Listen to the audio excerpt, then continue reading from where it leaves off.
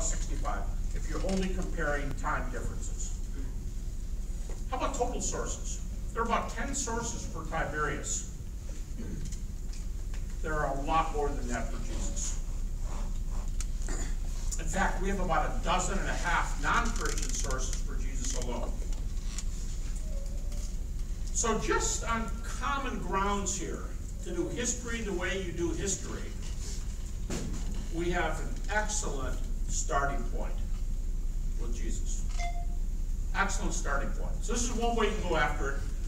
I call this method the reliability method, because you want to argue that the Gospels are in the right place at the right time to present reliable records. That's the way, up until the last 10 years, most apologists have argued. And you could still bring this argument about.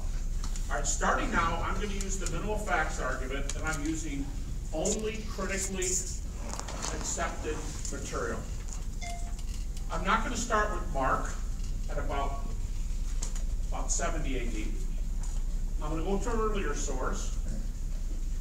Virtually every New Testament critic today, I don't care how conservative he is, I don't care how liberal he is, I don't care how much he believes. Virtually every critic today will tell you the best New Testament witness is Paul. Paul's the critic's darling. Why is that? Well, here's the way the critic's going to say it. We don't know who wrote the four Gospels. Now, some of you, that gives you something to work on. Get your master's degree, work on your PhD, work on the authorship. The Gospels are starting to come back as good sources. Now, hold on to the story behind that. But most critics will say, they're anonymous books. We don't know who the authors are. We do know who Paul is, and that's a huge head start. But we also know that Paul is a scholar. He's a scholar. Anthony Flew, in his atheist days, Anthony Flew said, there's no question that the Apostle Paul was a first-class philosophical mind. He said, just read the book of Romans. Watch how he carries out an argument. A first-class philosophical mind, the Apostle Paul. So we know who he is. We know he's brilliant. Book of Acts says he studied under the main scholar at that time, Gamaliel. Some of them allow that, some of them aren't crazy about that. Depends on who the skeptic is. Paul's a scholar, just read his works.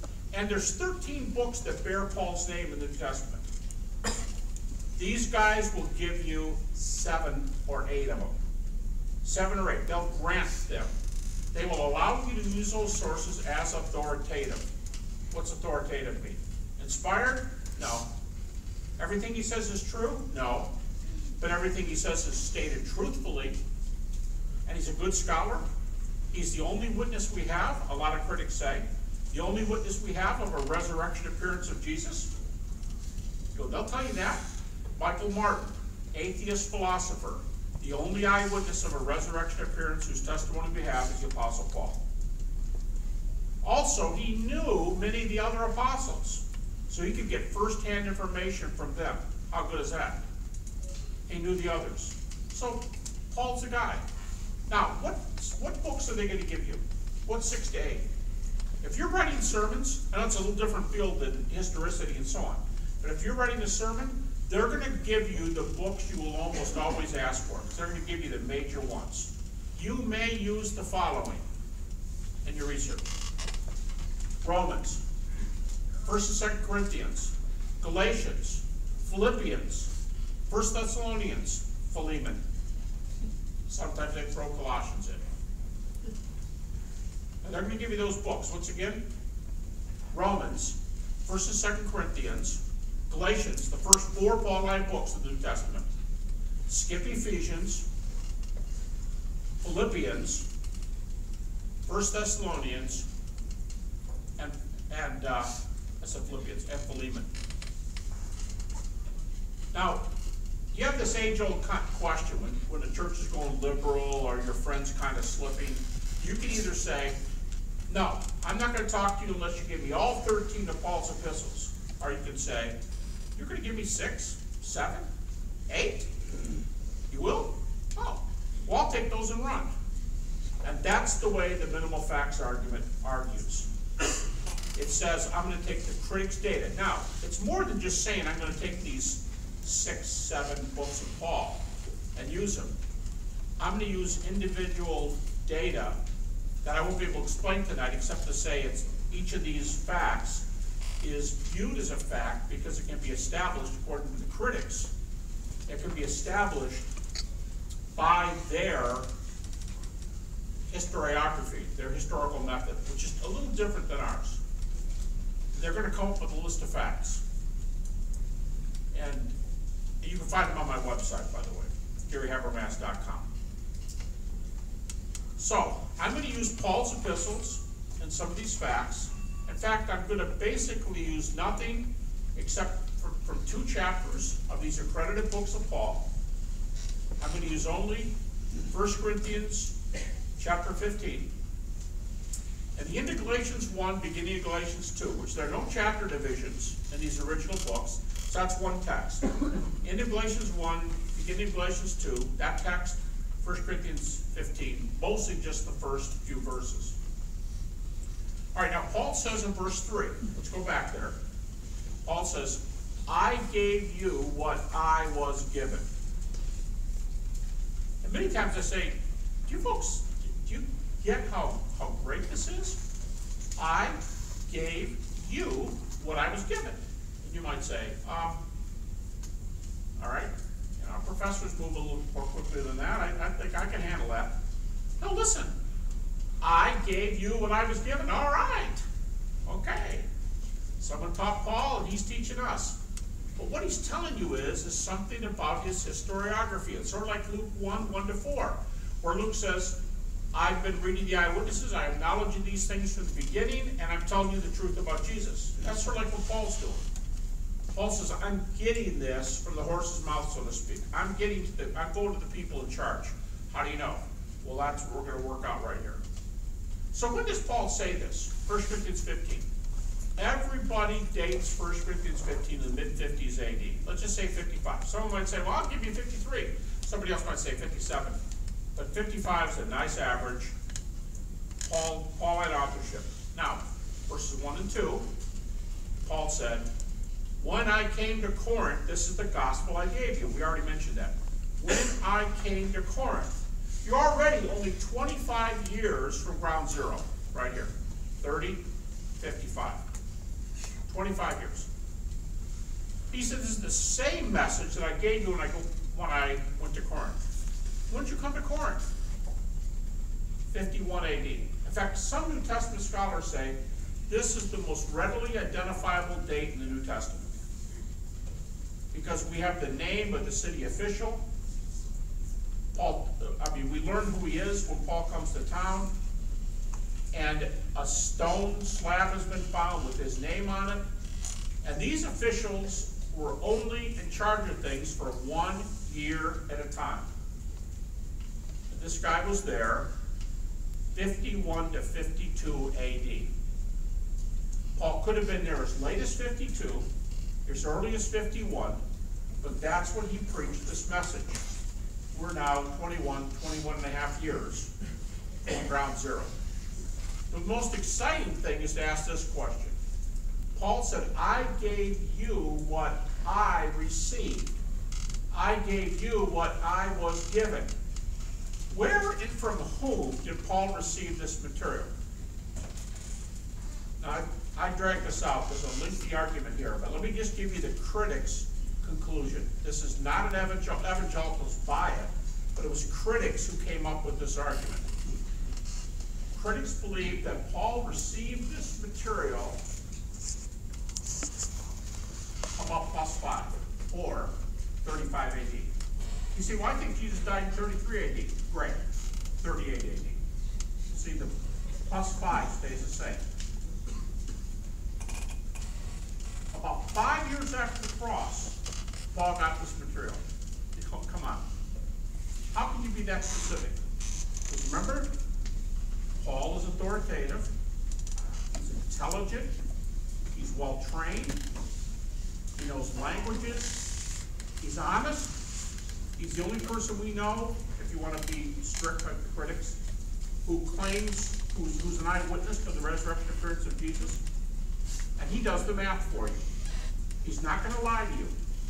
This is the critics think. He's not going to lie. Here's the cross. When did Paul come to the Lord? When did the trip to Damascus take place? Another way to ask that. How many years is Acts 9 after Acts 1? And most critics think that Paul was converted about +2, maybe +3 after the cross. If you say +2, then in Galatians chapter 1, he says, I didn't go running up to Jerusalem right away to see those who were apostles before me. I waited for 3 years. And then after 3 years, I went to Jerusalem. Okay, y'all with me? Conversion, +3. He's in Jerusalem at +5. You say, well, I think he was converted 3 years later. That's great. 3 years later, and 3 to Jerusalem. Now we're all the way up to 6 years after. So Paul's there, and in Galatians chapter 1, here's what we read. Paul said, I didn't do anything. For 3 years, I went out and preached, and I didn't go to Jerusalem. But then I did. And I came to Jerusalem, and I spent 15 days with Peter and James, the brother of the Lord. 15 days. Recently, Bart Ehrman. How many of you know who Bart Ehrman is? Okay. A few of you. He's probably the best-known skeptic in America today. He identifies himself as an agnostic leaning toward atheism. And he's a New Testament specialist. Very good Greek scholar. And Bart Ehrman says, it's really a cool line. He said, Paul spent 15 days with Peter and James, the brother of the Lord.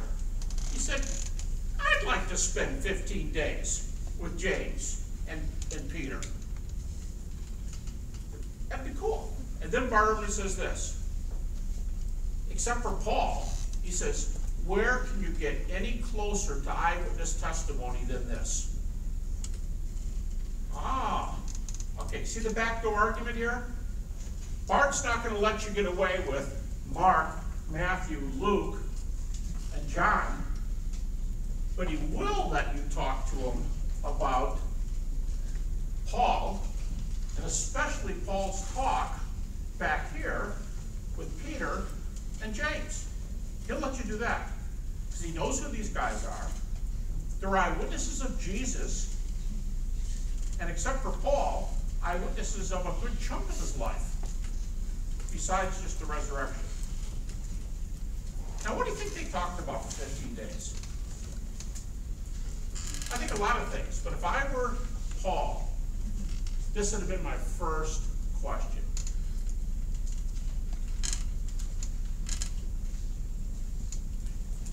I'll tell you what Jesus looked like on the road to Damascus if you tell me what he looked like after the cross. You tell me one more important question than that.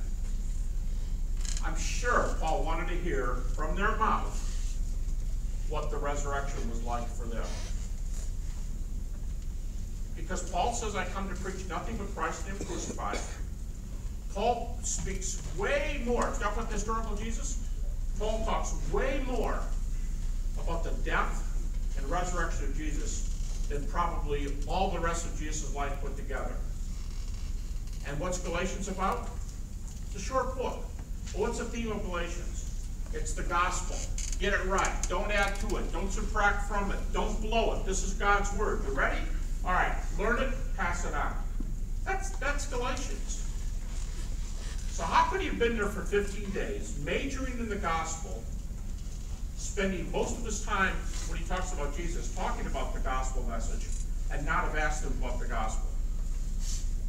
Even Bart Ehrman says it's obvious they discussed the gospel data. All right, now watch this. This happens at +5 or +6. There's a Greek word in Galatians 1:18. That's a very valuable word, very good word. I'll tell you what, I'll put it over here. Well, the whole word, it's hysteresai. But here's the root word, and I'm transliterating it into English, right? Because these aren't Greek letters. There it is. But the form in which Paul uses it is hysteresis. It's the Greek word from which we get our word history. And this is what Paul uses to tell you what he was doing in Galatians 1:18. Oftentimes, English translations slaughter this term. It says things like, he saw Peter. A little better, he inquired of Peter. It's a little better. I know of 2 or 3 non-evangelical word studies. And here's the conclusion. It's not fair to say back in the 1st century that there's our word history, he was playing the historian, that settles it. Because we don't know if the words always meant the same. But in papyri, at that early date, histor is used, I guess today, the closest we would say. You probably see it on your television every night, depending on what area of the country you're from, at 10 or 11 o'clock. And it's called Eyewitness News. Hysteresi means to check something out firsthand. Well, let's put this together. Paul comes to Jerusalem, +5 or +6. He's interviewing James, the brother of Jesus, and Paul. He's he's investigating something, he's interviewing them, and the whole book of Galatians is about the gospel. What do you think they're talking about? You know, Paul wanted to be a little bit pushy. Here's a pastoral, this is an informational footnote in my little lecture.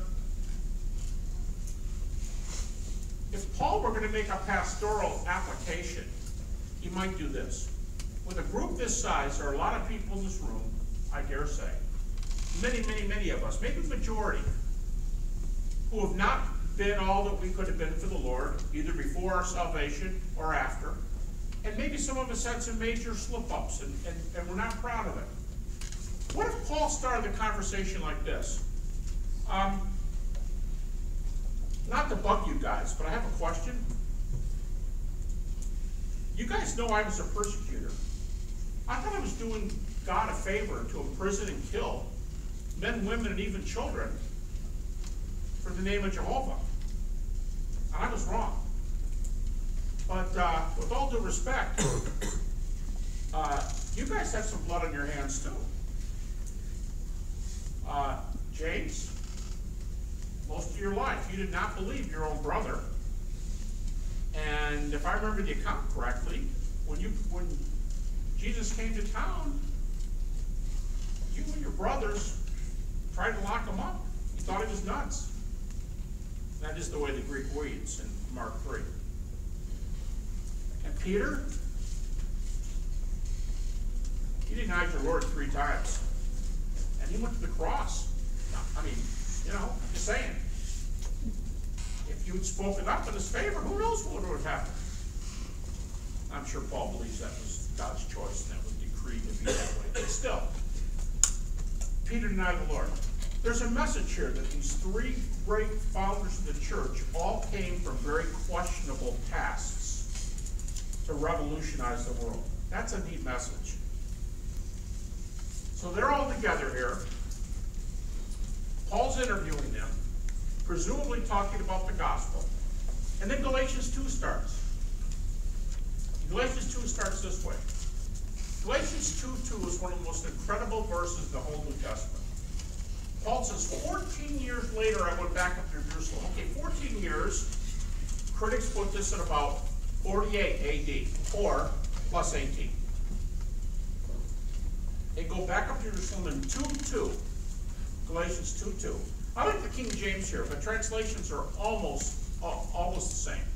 Paul said, I went up there to see the pillars, the apostles. I set before them the gospel I was preaching to see if I was running or had run in vain. What? Yeah, about 48 AD, I set the gospel before them to make sure we were all on the same page. Paul, you waited 18 years to see if you and the boys were on the same page? think Paul would say, you know, you're not really paying attention to my argument, are you?